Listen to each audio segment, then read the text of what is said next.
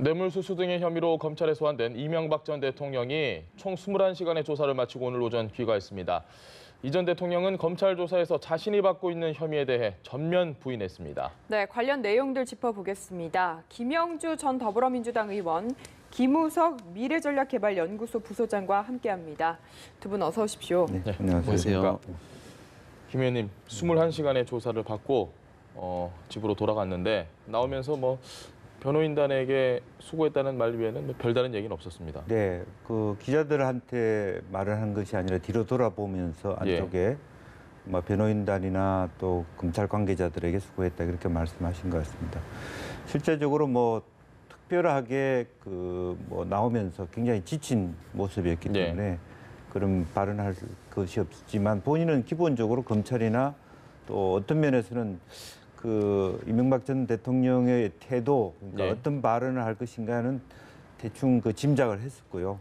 또 공식적으로 어제 그런 발언을 하지 않으셨지만 이거는 정치 보복성이다라고 지난번 1월 달에도 얘기한 적이 있었기 때문에 그런 기조의 변화는 없었던 것 같습니다. 다만 실제적으로 이번에는 말을 아끼겠다 그렇게 다짐했다라고 하는 것으로 여러 가지 어떤 속내를 숨기고 다만 이제 검찰에 들어가서는 공정하게 수사해달라, 조사해달라 이렇게 말씀을 하시는 걸로 보여집니다. 실제로 이동관 전 홍보수석이 오늘 아침에 접견하고 난 다음에 발표한 것은 나름대로 소명을 잘 했다 이렇게 말씀하신 것으로 전해지고 있습니다. 아마 검찰은 어쨌든 예상했던 데의 그런 시나리오 중에 하나였지 않은가 그렇게 생각이 드네요. 알겠습니다. 네, 돌아가는 시간은 왔을 때보다 더 짧게 한 5분 정도 걸린 것 같고요. 지금 말씀해 주신 대로 측근들이 기다리고 있다가 잠시 만남을 가져서 담담하게 잘 이야기를 했다. 이렇게 이야기를 나눈 걸로 알려지고 있는데 좀 어제 과정 어떻게 보셨습니까? 일단은 21시간 했다라고 하면은 혐의를 확인하고 그러기에는 충분한 시간이었다라는 생각이 들고 실제로 새벽 1시 정도까지 끝날 거라고 검찰에서 얘기를 했는데 그런 전망들이 있었는데 그거보다는 좀 일찍 끝난 측면이 있어요. 그런데 역시 예상했던 대로 그걸 확인하는 절차가 조서의 확인은 정말 중요하지 않습니까? 이런 상황은 아하고 어가 다르기 때문에 그걸 꼼꼼히 살폈던 것 같아요. 그래서 새벽에 들어가셨는데 어찌됐든 나오면서 메시지가 없었다라고 하는 부분들은 우리가 충분히 예상했던 거고 왜 그러냐면 정치적인 문제이기지만 지금 법적 절차의 과정이란 말이죠. 그리고 이 과정은 결국 구속영장 여부가 일단락 돼야지 끝나는 것이고 그 다음에는 다시 법적 정치적 대응에 대해서 선택을 하게 되고 어떻게 보면은 박근혜 전 대통령처럼 정치적 해법을 더 많이 얘기를 할 수도 있고 이런 전략적인 선택이 남아 있는데 지금 상황에서는 아직 영장 청구 여부가 실질적으로 드러나지 않았기 때문에 말을 아끼는 거다 이렇게 생각이 되고 그런 면에 있어서는 굉장히 전략적으로 잘 판단하는 것 같아요. 일단은 지금 상황에서는 이 단락을 한 단계 넘겨가지고 그 다음에 어떻게 할 것인가 이런 것들이 귀추가 되는데 영장은 일반적으로는 영장을 칠 거다라고 얘기를 하는데 그렇지 않은 거라고 하면은 그냥 불구속 기소만 하기에는 지금 공사가 너무 커져버렸단 말이죠. 그런 면에서 당연히 MB 측에서 이명박 전 대통령 측에서도 구속영장이 신청이 될 거다라고 하는 대비를 할 거고 그럼 법원에서 어떻게 싸울지 이런 것들을 오늘부터 다시 고민하게 될 거다 이렇게 생각이 됩니다. 알겠습니다. 박근혜 전 대통령이 검찰에 소환됐을 때 그리고 아마 노무현 전 대통령 때도 기억하시는 분들이 많을 텐데요. 분명히 다른 건 지지하는 분들이 없습니다. 지금 좀 저는 씁쓸하더라고요. 어제 그리고 오늘까지 한 명도 쳐다볼 수 없는 상황. 이 원인이 어디 있다고 보십니까? 사실은 이제 전 정권이라는 부분도 있고 최근 정부라는 측면도 있지만 어쨌든 박 전 대통령 같은 경우는 이제 박정희 전 대통령이라고 하는 어떤 지지자들이 가지고 있는 역사적 정통성이 분명히 있는 것 같고요. 또 과거 한나라당의 당을 어려울 때 천막당에서 세웠다라는 본인의 리더십도 있었던 것 같습니다. 그리고 대체로 어쨌든 노인층이 여러 가지 그동안의 과정들에 대한 SNS를 통해서 결집하고 지난번 탄핵 과정에서도 끝까지 뭉쳐왔던 그 과정들이 존재했기 때문에 그렇지 않았냐 싶고요. 반면에 이제 이명박 전 대통령은 가급적이면 기본적으로 가족 중심, 자기 측근 중심의 또 이해관계 중심으로 있어 왔기 때문에 또 출신 자체가 비즈니스맨이었고 그렇기 때문에 대체로 국민 일반적으로도 그 정권을 그 이명박 대통령에 맡긴 것도 사실 경제 성장을 원하는 그런 측면이었는데 그 결과가 과연 국민들이 바랬던 정도의 경제 성장을 가져왔느냐. 네. 4대강을 비롯해서 기본적으로 국정 전반에 기대했던 바에 못 미쳤다 이런 평가들이 싸늘하게 나타나고 있지 않느냐 그렇게 보여집니다. 알겠습니다. 네, 역시 취재진만 뭔가 가득한 이런 상황 어떻게 보셨는지 궁금합니다. 일단 말씀하신 대로 지금 현 정권이 아니라고 하는 측면도 굉장히 강했을 거예요. 그리고 네. 똑같이 실용주의라고 하는 가치 중심이 아니지 않습니까? 노무현 전 대통령이나 박근혜 전 대통령 같은 경우에는 일정 정도 가치를 체화하는 그런 리더십이었단 말이죠. 그런데 이명박 정권은 그 스스로가 말씀하셨듯이 실용주의 정권이다 이렇게 얘기를 했고 그렇다고 하면은 굉장히 측근들도 계산적인 네.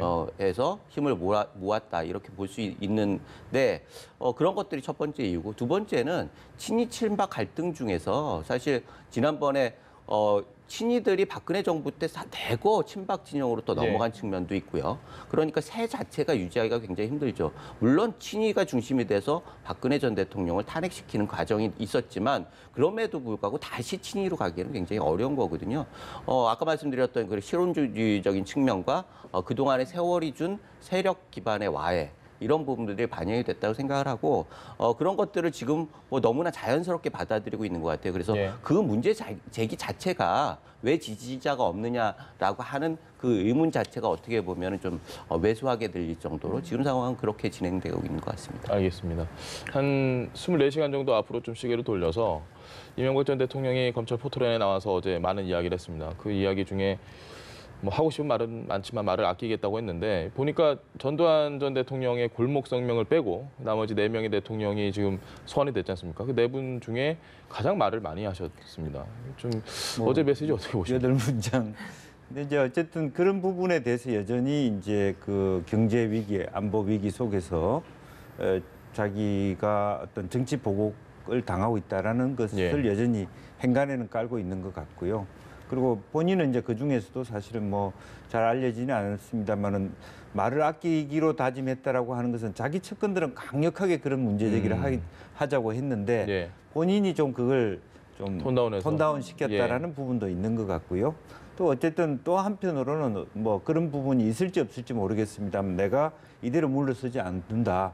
과거에 노 전 대통령의 여러 가지 문제, 비리 문제들도 내가 터뜨릴 수도 있다는 것을 암묵적으로 이렇게 당겨놓은 그런 부분도 있지 않느냐 이런 예측도 있습니다. 알겠습니다. 네. 그리고 사실 이번 일이 모든 정치적인 상황을 떠나 공정하게 이뤄지길 기대합니다. 이런 문장도 쪽지에는 있었는데 네네. 읽진 않았거든요. 좀 뭔가 그 사이에 미묘한 심경의 변화가 있었나 이런 생각도 들고요. 좀 어떻게 보십니까? 심경의 변화라고 하기보다는 전략적인 선택이었겠죠. 네. 실제로 검사들한테도 편견 없이 해달라라고 하는 얘기를 했다고 전언도 있었고, 그거는 간접적으로 거꾸로 얘기하면 불공정하고 편견이 있다라고 하는 것들을 또 강조하기 위해서 하신 말씀인 것 같아요. 그렇게 아주 전략적으로 잘 배치된 문장이었다고 보고, 네. 그거가 예전에 있던 정치 보복이다라고 하는 기자회견의 연장선상에서 강도를 얼마나 할 건가라고 하는 선택의 문제에 있어서 이번 기회에는 카드를 좀 아껴놓자라고 하는 측면에서 그런 정도로 깔아놓는 그런 정도로 사용했지 않나 이런 생각이 듭니다. 제가 보기에도 이제 그것을 읽지 않은 것은 대외적으로는 또 여론의 후폭풍도 있지 않겠습니까? 사실은 불려가는 입장에서 이게 불공정한 수사다라고 했을 때 국민들이 느끼는 감정이 별로 좋지 않을 것이다라는 부분이고 의외로 그렇지만 끝까지 그걸 말씀을 안 하신 게 아니라 들어가서는 실제 검사 앞에서는 좀 공정하게 해달라는 얘기를 했다고 전해지거든요. 그래서 그것은 어쨌든 그 의견을 굽혔다라기보다는 여론전에 있어서 고려했다. 그렇게 볼 수는 있을 것 같습니다. 알겠습니다. 혐의를 일단 뭐 전면 부인을 한 건 뭐 저희가 어제도 예상을 했고 항상 예상을 했는데 혐의를 전면 부인을 했기 때문에 영장을 칠 가능성이 더 높다라는 이야기도 지금 나오고요. 근데 사실 영장을 청구하는 부분, 이 부분은 굳이 뭐 혐의를 부인하지 않더라도 지금 주범으로 명시가 됐고 종범은 구속돼서 재판을 받고 있고 당연히 형평에 따라서는 영장을 청구하는 게 맞지 않느냐 이게 합리적인 생각인데 어떻게 보십니까? 그렇죠. 그 혐의를 인정했다고 해가지고 영장을 안 칠 거라고 생각하는 사람이 현실적으로 존재하지가 않아요. 그런데도 불구하고 그렇게 얘기가 나오는 거 보면 그 자체가 여론전인 거죠. 계속 끝까지 버티면은 결국 영장을 칠 수밖에 없기 때문에 영장을 친 거다라고 하는 그런 논리 구조인데 예를 들자면은 종범들 같은 경우에는 혐의를 인정하면 구속을 안 시키기도 하고 어떤 혐의는 또 빼주기도 하고 이런 거래 같은 것들이 현실적으로 가능했어요. 그러나 지금은 정말 주된 주 타겟 아니겠습니까? 그렇다고 하면 이 부분에 있어서는 그냥 불구속으로 하거나 아니면 혐의 일부를 또 없던 걸로 하거나 이렇게 하는 건 현실적으로 불가능하다는 거죠. 그래서 그거를 너무나 잘 알고 있기 때문에 이명박 전 대통령 입장에서도 혐의를 인정하면 일정 정도 거래가 가능하다라고 하면 얼마든지 했겠죠. 그런데 그런 것들이 현실적으로 불가능하다고 생각했기 때문에 결국 혐의를 부인할 수밖에 없었던 거고 그렇다고 또 두 번째는 그렇다고 하면 형량이 이 들고 나오가 있지 않겠습니까? 가장 중요한 건 뇌물이에요. 뇌물은 기본적으로 형량을 줄일 수가 없어요. 일정 정도의 그 뇌물의 액수가 있으면은 그거에 따라서 충분하게 형량을 하도록 법에서 제시를 해놓고 그것들에 대해서는 재량의 범위가 있지가 않단 말이죠. 그러면서 결국 그렇다고 하면은 형량을 주고받는 그런 것들도 현실적으로 굉장히 어렵기 때문에 영장도 그렇고 형량도 그렇고 그러면 혐의를 인정할 이유가 없어지는 거죠. 말씀하신 것처럼 혐의를 인정하나 혐의를 부인하나 어차피 결과는 같은 방향으로 흘러갈 거라면 혐의를 부인하는 게 낫다 이렇게 판단을 한 걸 수 있을까요? 실제로 보면 실제로 불구속할 것 같으면 그렇게 장시간 하지 않고 모처에 다른 곳에 불러서 서면 조사를 하는 방법도 있었을 겁니다. 그런데 이렇게 포토라인에 세우고 하루 또 처음부터 보통 이렇게 참고인에서 피해자로 중간에 바꾸는 이런 경우들이 있어 왔는데 이번에 처음부터 아예 적시했거든. 피해자다, 주범이다라고 했기 때문에 기본적으로는 다만 이제 박근혜 전 대통령과의 차이가 있다면 박 전 대통령 계속 그 수사에 말하자면 그 제대로 대응을 안 했어요. 거의 뭐 보이콧하다시피 했죠. 그러나 이번에 어쨌든 이 전 대통령의 경우에는 비교적 성실하게 부인은 했으나 태도 자체는 나쁘지 않았다는 측면이 과연 법원이 이제 검찰의 고민은 그런 거죠. 그 구속 그 적부심에서 예를 들면 어떤 그 판사가 판단할 때 과연 구속시킬 것이냐의 실질심사 말씀하시는 실질심사에서 고민의 대상은 될 수 있다라는 측면이 남아 있는 것이죠. 그러나 기본적으로 어쨌든 형평성으로 보면 이미 종범이라는 분들이 다 뭐 구속된 상태에서 재판을 받고 있는 상태이기 때문에 그걸 어떻게 재판부가 볼 것이냐만 남아 있고 다만 검찰에서도 만에 하나 있을 기각의 경우에 굉장히 신경을 쓸 수밖에 없다라는 고민이 있을 겁니다. 알겠습니다. 그렇다면 이제 구속영장 청구는 거의 둘 다 유력하다 이렇게 예상을 하시는 건데 두 분 다 기간은 좀 어느 정도나 걸릴 거라고 보시나요? 많은 언론에서 얘기했듯이 검찰도 노무현 전 대통령 20일 넘게 걸렸죠. 그것들이 아주 그 트라우마가 돼 있을 거예요. 그러면은 당연히 빨리 할 걸로 생각을 하고 사실 그때 만약에 그런 선택을 안 했다라고 하면 문재인 정부가 있을지도 모르는 거 아니겠습니까? 그때 패족이라고 얘기하면서 굉장히 다운됐던 게 결국 그 사건으로 인해서 반전이 돼서 지금 문재인 정부가 탄생하는 그런 계기들을 만들어놨는데 그런 계기들을 만들지 않기 위해서라도 어떻게 보면 속도전을 할 수밖에 없다 이렇게 생각이 됩니다. 알겠습니다. 다만 이제 하나 고려할 것은 그 김윤옥 여사의 경우입니다. 그것을 처음에는 어제만 하더라도 대체로 이 김윤옥 여사의 부분은 그 별로 다루지 않고 지나가겠다는 의중이었는데 지금 보니까 이제 사이하고의 관계들이 드러나면서 사실은 이 부분을 별건으로 할지 아니면 같이 할지에 따라서 보강 수사를 조금 더 해야 될 시간이 있을 것 같은데 상대적으로 박 전 대통령의 경우는 5일이 걸리지 않았습니까? 5일을 넘지는 않을 것 같아요. 내 생각에. 뭐 빠르면 다음 주 뭐 월화 이 정도 안에는 나오지 않을까. 그 지금 김윤옥 여사 이야기를 해주셨는데요. 형 2명의 형이 다 조사를 받고 아들, 조카 그리고 김윤옥 여사 아내까지 이분들에 대한 사법 처리는 어떻게 될 것 같습니까?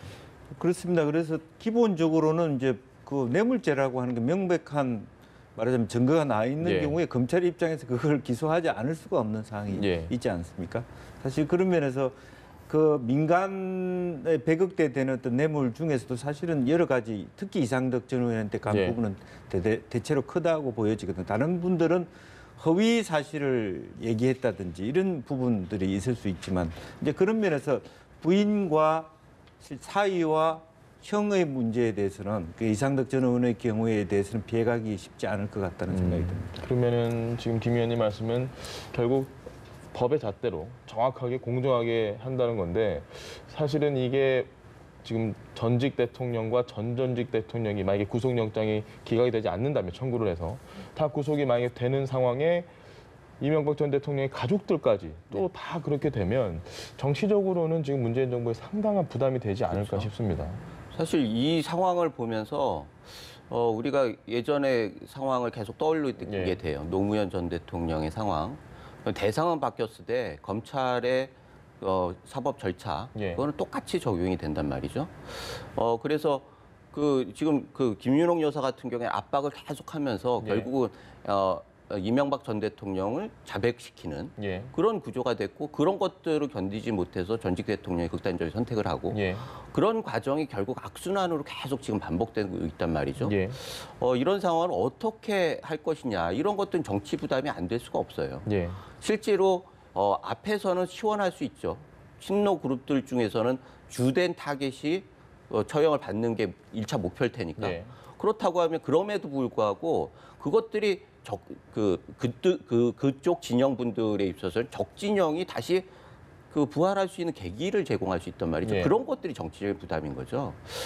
그래서 이런 상황을 어떻게 관리하느냐가 사실 굉장히 중요하고 그게 통치 술 같은 건데 그런 것들이 지금 약간 도외시되고 어떻게 보면 법과 원칙이라고 하는 어떻게 보면 너무나 당연한 그러나 역사 속에서 지켜질 수 없었던 그런 것들을 내세우면서 이렇게 계속 지켜나가는 게 또다시 이 악순환을 반복할 수밖에 없는 걸로 가는 것 아니냐라고 하는 그럼 현 정권은 그다음에 또 다른 단죄를 받지 않겠느냐라고 하는 생각을 하지 않을 수가 없게 되는데 실제로 김병준 전 정책실장 같은 경우에 저서를 보니까 누가 뭐를 잘못해서가 아니라 그 피해를 보는 사람들이 가지고 있는 억한 심령 그런 것들이 발현이 그게 죗값이 돼가지고 다시 돌아온다라고 하는 자전적인 얘기를 했어요. 예. 그런 걸 보면은 지금 정권에서도 그 스스로가 가지고 있는 명분 그게 아무리 옳다고 해도 이 많은 악순환의 고리를 끊지 않는다고 하면은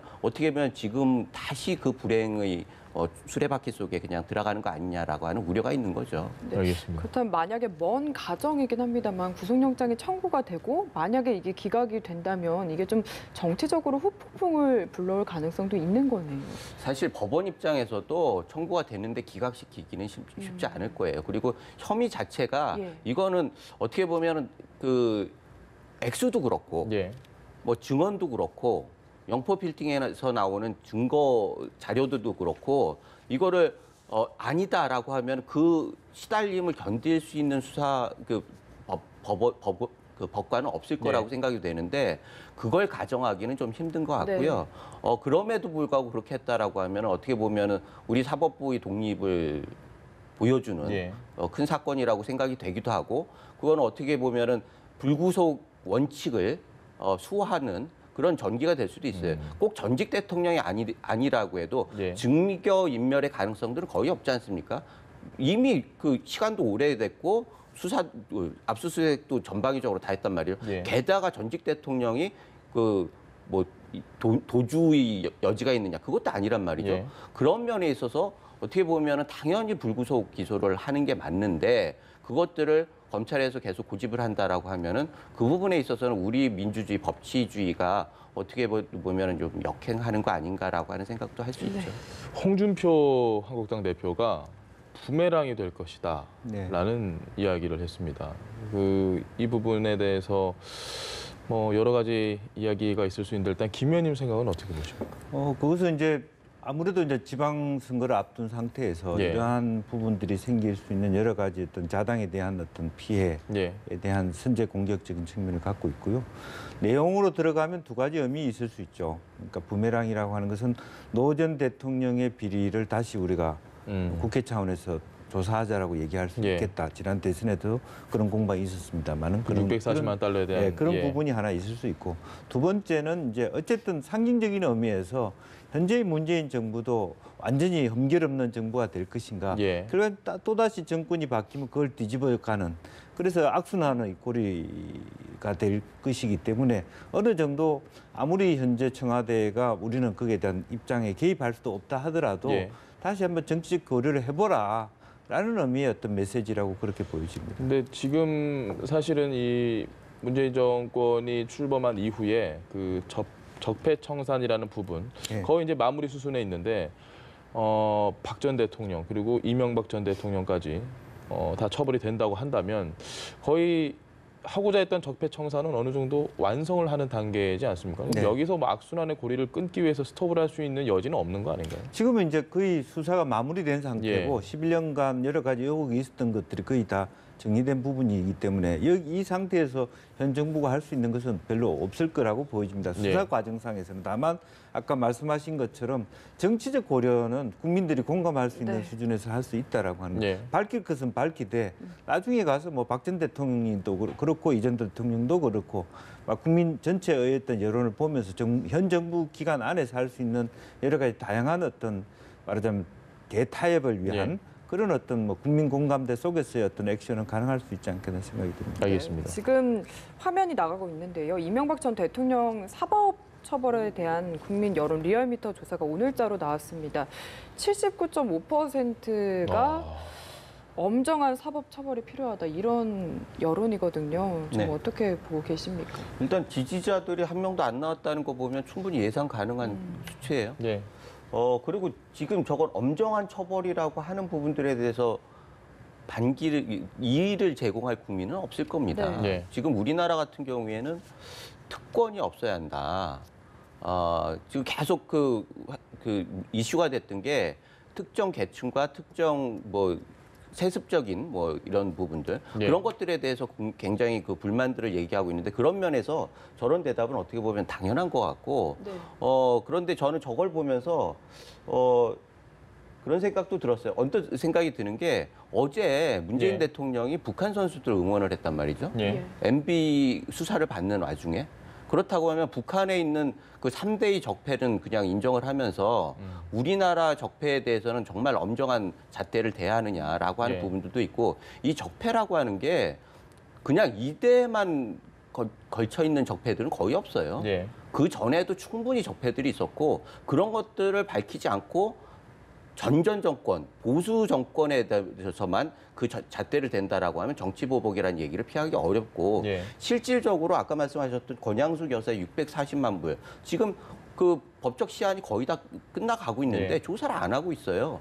그런 것들을 조사를 하고 거기에 따라서 양측이 균형 있게 어떤 고려를 하거나 이건 별개지만 예. 조사마저도 안 한다라고 하는 것들은 적폐에 대해서 적폐를 일부만 하는 거다라고 하는 생각을 금할 수가 없고 예. 실제로 그렇게 되면은 정치 보복이라는 프레임이 상당 부분 근거가 있게 작용할 수밖에 없다 이런 생각이 들어서 지금 상황에서는 저 국민들의 저런 바람을 어떻게 정치인들이 잘 수용을 해가지고 예. 대안들을 제시하느냐가 중요한 거지 저런 조사가 나왔기 때문에 이거는 엄정수사 쪽으로 밀어붙인다라고 하면은 어떻게 보면 중요한 가치들이 있는데 그건 국민토 15%라고 하는 것들이 우리 국민이 아닌 건 아니거든요. 예. 그리고 어떤 때는 저 15%가 90%가 될 수도 있어요.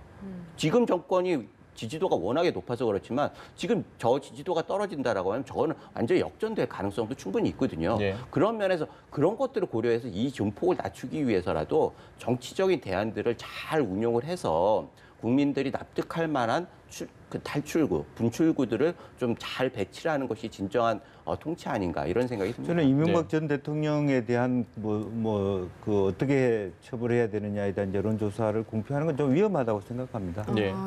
이거는 마녀사냥식의 어떤 몰이가 될 가능성이 있고 간접적으로 보면 말하자면 사법부에 대해서 말하면 법무부에 대해서 압박을 가하는 거죠. 판사들이 예. 영장 심사하는 데 있어서 그런 그 영향을 미치게 되는 여론 부분이라서 재판이 될 수 있다. 그래서 예. 그런 부분은 굉장히 신중하게 다뤄야 될 부분이라고 생각하고 그러면 사실은 또 이명박 전 대통령 측면에 그야말로 우리를 완전히 몰아붙이고 정치보복이. 기획적으로 예. 그야말로 어떤 그 마녀사냥하는 거 아니냐 그렇게 하는 리액션을 충분히 나는 반응할 것 같아요. 그래서 특히 이 매체에서 이런 부분은 굉장히 조심해서 다뤄줬으면 하는 생각이 들어요. 알겠습니다. 그 일부 사설을 보니까 신문 사설을 보니까 이게 제왕적 대통령제의 폐해다 이런 글이 있었습니다. 네. 이에 대해서는 일단 소장님께 먼저 어떤 의견이신지 좀 여쭙고 싶습니다. 그거는 일정 정도 다 합의가 돼 있는 것 같아요. 지금 네. 그래서 개헌 문제가 얘기되는 거고 적폐의 근본적인 원인이 어디 있느냐. 결국 모든 권한이 대통령 1인에게 귀속되기 때문에 네. 지금 뇌물이나 이런 여러 가지 혐의들, 직권남용이냐 이런 것들이 권한이 너무 집중돼 있기 때문에 그 집중된 권력에 또 뭐 뇌물을 주는 사람들 네. 너무나 당연한 거거든요. 그래서 이 권한을 좀 쪼개보자. 그래가지고 쪼개고 그것을 서로 견제하게 함으로써 좀 깨끗한 그런 정치를 만들어보자라고 하는 것이 개헌의 취지인데 예. 지금은 개헌 논의를 보면은 실제로 그런 것들이 실종이 되고 약간 어떻게 보면 지엽적인 부분들, 법으로 충분히 할 수 있는 것, 예. 운용상에 충분히 할 수 있는 것들이 다 나와가지고 실질적으로 필요한 권력 구조의 문제는 약간 도외시되고 예. 어제 그저께인가요? 청와대가 발주한 예. 그 자문특위가 있지 자문특위, 않습니까? 예. 거기에서도 실질적으로 권력 구조 부분은 너무나 스킵하고 말았어요. 예. 그런 걸 보면서 이거 개헌이 되지 않는 건 좋은데 이 적폐 천상의 완성은 시스템으로 완성하는 건데 네. 그 시스템의 관심 없이 개인에 대한 처벌로만 집중을 한다고 하면 그거는 정치보복 이상도 이하도 아니라는 거죠. 그런 면에서 지금 말씀하신 대로 적폐 개헌 문제 네. 이런 부분들에 대해서는 우리가 보다 집중적으로 정치권에서 열심히 하고 성의를 보여가지고 이번 기회에 그 악순환을 끊을 수 있는 시스템의 변화를 꼭 이루어야겠다라고 하는 국민적 열망을 꼭 관철했으면 좋겠다는 생각이 듭니다. 알겠습니다. 저는 기본적으로 국회가 그런 면에서 좀 더 적극적으로 개헌 문제를 주도해 가기를 바라고요. 네. 이제 그런 면에서 좀 아쉬움들이 있고 기본적으로 대통령의 권한이 너무 집중돼 있다라고 네. 하는 것은 동의를 합니다. 충분히 그런 데 대해서 개헌에서 그런 어떤 권력 구조의 문제를 다뤄야 된다고 생각하지만 실제로 우리가 갖고 있는 문제는 사실은 문화적 문제가 더 큰 것 같습니다. 문화적 가령 예를 들어서 예. 내가 미국에 가서 어떤 미국의 주요한 어떤 공직자를 만나면 말하면 국장과 부국장과의 관계가 굉장히 견제적 관계거든요. 예.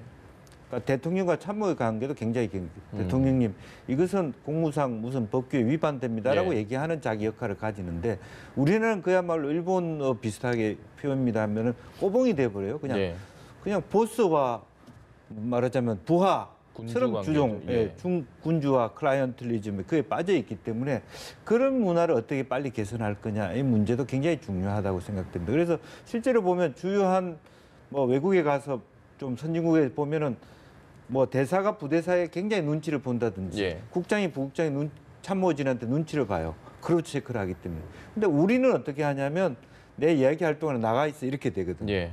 아무 견제할 수 있는 수단을 안 가지는 문화가 되어버려 있습니다. 그래서 지금은 오히려 어떤 면에서 전혀 다르게 느끼지만 미투 운동 자체도 그런 면에서 다시 전체가 서로를 체크할 수 있는 견제할 수 주종 있는. 관계로서는 아무도 그걸 장할 수 없다. 예. 어떤 결정적인 순간이 올 때까지는 그런 문화가 우리에게 크게 만연돼 있다는 것부터 깨우쳐 가야 될 부분이 아닌가 그렇게 생각합니다. 알겠습니다. 네. 그리고 어제 이명박 전 대통령의 소환 조사가 열리는 날 김백준 전 비서관의 첫 재판이 열렸습니다. 이 이야기도 좀 해봐야 될 것 같은데요. 예. 사실 좀 이례적이라고 합니다. 본인이 직접 발언 신청을 했어요. 그래서 한 이야기가 철저한 조사를 통해서 진실이 밝혀지길 기대한다. 본인도 속지 않은 마음으로 살겠다. 이렇게 이야기를 했는데 좀 어떤 의미가 담겨 있다고 보시는지요? 우선은 MB 지금 이명박 전 대통령의 캠프가 아까 말씀드렸듯이 가치 중심으로 모여 있지 않은 거죠.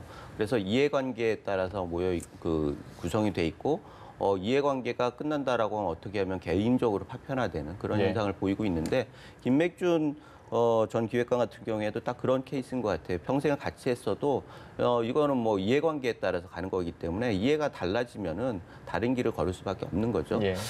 그리고 게다가 김백준 씨 같은 경우에는 MB보다도 나이가 많아요. 이명박 전 대통령 같은 경우에는 지금 희수 77세란 말이죠, 우리 나이로. 그러면 그보다 많으면은 본인이 다 이걸 안고 가기에는 남은 여생을 다 감옥에서 보내야 하는 상황이 된단 말이죠. 그런 면에 있어서 그렇다고 해가지고 그 다음을 누가 책임져 주느냐? 그것도 아니란 말이에요. 다음이라고 하는 건 자녀나 여러 가지 다른 남겨진 이런 부분들이 거기에 대한 신뢰가 있다고 하면 그렇게 할 수도 있는데 일본 같은 경우에 그런 문화가 굉장히 자리 잡고 있다고 그래요. 그래서 어떻게 보면은 일본은 우리가 보기에는 약간 후진적일 수 있어도 신뢰를 바탕으로 하는 사회다 이렇게 생각이 되는데 그런 면에 있어서도 많이 부족한 게 사실이고 지금 그런 면에서 김백준 씨 같은 경우에 굉장히 검찰에서는 좋은 협조적인 뭐 김희중 씨하고 두 분이 그런데 김유정 씨는 아예 그래가지고 구속도 안 시키지 않았습니까? 예를 들자면 구속은 그런 거예요. 제가 아는 정치 원로가 감방은 어떤 데냐 그랬더니 지상 위의 지옥이라고 그러더라고요. 그런데 그것을 맛보게 하는 게 구속이에요. 그러면 거기에서 이거를 죽을 때까지 해야 한다라고 하면 그건 견디기 너무 힘든 거거든요. 그래서 개인을 비방하기에는 지금 상황은 그렇게 간단치 않은 상황이고 일정 정도 이해가는 부분이 있는데 우리가 신뢰관계가 기본이 되지 않는 정치라고 하면 어떻게 보면 저작거리의 정치 같은 건데 그런 면에서 좀 안타까움은 꽤 있습니다. 알겠습니다. 사실은 우리가 뭐 저도 개인적으로는 잘은 모르지만 김백준이라는 분이 대체로 성실하고 청렴하게 나름대로는 살아왔던 분이라고 그렇게 이해를 하고 있습니다. 방금 우리 말씀 주셨습니다만은 40년생이니까 거의 한 80에 가까운 나이가 이제 되어가고 그런 면에서 핵심적인 것은 어쨌든 부분적으로 그 이명박 전 대통령과 함께 일했던 부분이 사실관계에 대해서 서서히 실토하는 과정에서도 이명박 전 대통령은 나는 모른다. 이건 자기네들이 알아서 하는 일이다라고 하는 것에 대해서 다시 생각하는 계기가 됐을 겁니다. 그게 나의 문제로 왔기 때문에. 그 전에 전체 이 그룹이 살아야 된다는 보수를 통해서 지켜가야 된다고 생각할 때는 밑에 애들이 희생해야지. 그렇게 생각할 수 있습니다만 이제는 80대에서 내가 감옥에 가게 있는 나의 처지로 봤을 때는 괘씸하게 느낄 수 있는 것이죠. 더 이상 이 사람을 보호해야 될 것이냐. 그렇지 않다. 특히 김희중의 경우를 볼 거 아닙니까? 다른 사람에 대해서 일했던 사람들에 대해서 어떻게 이 이명박 전 대통령이 대우해주나 보호해주나 보호하지 않는다는 것이 드러나고 있잖아요. 그러니까 그렇게 됨으로써 마음을 변하는 사람들을 보면서 본인도 크게 이 혼란을 겪고 있다 그렇게 봐야 될 것 같아요. 알겠습니다. 김 소장님, 저는 이건 좀 결이 다른 얘기일 수도 있는데 이 이야기를 하고 싶었습니다. 10년 전에 이 다스와 관련해서 검찰이 한번 조사를 했지 않습니까? 특검에서도 하고 검찰에서도 하고 두 가지 다 무혐의가 나왔고 그때 조용히 넘어갔는데 10년 뒤에 정반대 결론이 나왔죠. 사실 이런 걸 보면 이 검찰이 정치로부터 자유로울 수 없다, 권력으로부터 자유로울 수 없다는 건 이미 뭐 모든 국민이 다 아는 사실이지만 지금 이렇게 국정농단에서 진실을 파헤치고 이명박 전 대통령에게 뭐 숨겨졌던 진실을 또 끌어내고 이렇게 하는 것이 검찰이라고 하긴 하지만 사실은 권력에서 자유롭지 못한 건 지금이나 옛날이나 마찬가지 아니냐. 충분히 이런 이야기가 나올 법하거든요. 그렇죠. 대표적인 권력기관이잖아요. 권력기관이라고 하면은 권력의 일정적으로 자체적으로 권력을 만들어내지 못하는 거예요. 그러면 어떻게 보면 권력 있는 대통령 같은 우리나라는 대통령이죠. 대통령에서 일정적으로 권력을 주고 그 권력을 가지고 뭐 일단 저작거리에서나 아니면 업체 이쪽에서 권력을 쓰는 그런 경우인데 그러다 보니까 이게 시스템을 개혁하려고 하면 검찰 개혁의 핵심은 정치적 중립성입니다. 그래가지고 법과 원칙에 그야말로 법과 원칙에 의해서 검찰권을 쓰도록 해야 한다. 그리고 그것이 견제될 수 있는 장치가 충분히 있어야 한다라고 하는 그런 것이 민주주의 원칙 아니겠습니까? 그런데 지금까지 보면은 현 정부도 들어올 때는 검찰 개혁을 계속 얘기를 했는데 검찰의 중립성에 대해서는 실종이 됐단 말이에요. 그리고 어떻게 보면 공수처 같은 거를 자꾸 부각시키면서 검찰에 압박을 가해서 어떻게 보면 충성을 강요하는 그런 식으로 지금 그 해석이 되는 그런 쪽으로 가고 있는데 그런 것들이 결국 아까 말씀드렸던 악순환의 중요한 도구가 되고 있다. 말씀드린 대로 노무현 전 대통령의 케이스나 이명박 전 대통령이 말씀하신 대로 그 다스 문제에 대해서 이렇게 번복한 거나 이런 걸 봤을 때 검찰은 하나도 안 변한 거죠. 오히려 노무현 전 대통령 때는 이견을 표출하는 사람들도 있었어요. 그런데 지금 정부에는 검찰 자체에서 이견은 전혀 없단 말이죠. 그런 걸 보면 어떻게 보면 더 후퇴했을 수도 있다 이런 생각이 들어가지고 권력 기관의 시스템 개혁이 예. 민주주의 완성이고 적폐의 청산일 수 있는데 그 부분에 대해서 아까 개헌 때도 말씀드렸듯이 권력 기관이 그 핵심적인 개혁의 가치를 잃는 순간 그 악순환에 다시 빨려 들어가는 예. 그런 상황으로 가는 것 같아서 좀 안타깝습니다. 알겠습니다. 네. 김 의원님께도 꼭 이 질문 드리고 싶었습니다. 여러 가지 역사가 반복되는 것처럼 보이지만 그래도 역사는 발전한다고 저는 생각합니다. 나선역 발전이 있다고 생각하고요. 원래 우리나라가 이제 독재 정권, 그 독재 정권을 이루기 위한 공안 정부 또 그러다 보니 검찰이 과도했고 지금 현재 우리나라에서 제일 차관급 인사가 많은 곳이 법무부입니다. 네. 검찰 권력이 과도해졌고 그분들이 검찰 출신들이 사실은 또 정치권에 거대하게 많아진 것도 많고 또 법사위를 구성하고 있다 보니까 사실 그 부분들이 계속 유지 발전해 왔던 것이죠. 그래서 아까 정치 권력, 검찰 권력 똑같이 새로운 차원으로는 더 헐거워져야 된다고 보고 그 헐거워지는 과정 속에서 독립되어지는 기구를 만들어져야 되고 더 이상 정권의 눈치 보지 않아도 되는 부분이 있어야 되고 또 하부 검사들이 위에 검사장 혹은 올라가는 그 사다리가 갖고 있는 어떤 부당성이 있어요. 말하자면 그런 부분까지도 이번에 다시 뜯어 고쳐야 되는 그런 과제가 있는 것 같습니다. 네, 검찰의 근본적인 부분까지 짚어봤습니다. 지금까지 김영주 전 더불어민주당 의원 그리고 김우석 미래전략개발연구소 부소장과 함께했습니다. 말씀 잘 들었습니다. 네, 고맙습니다.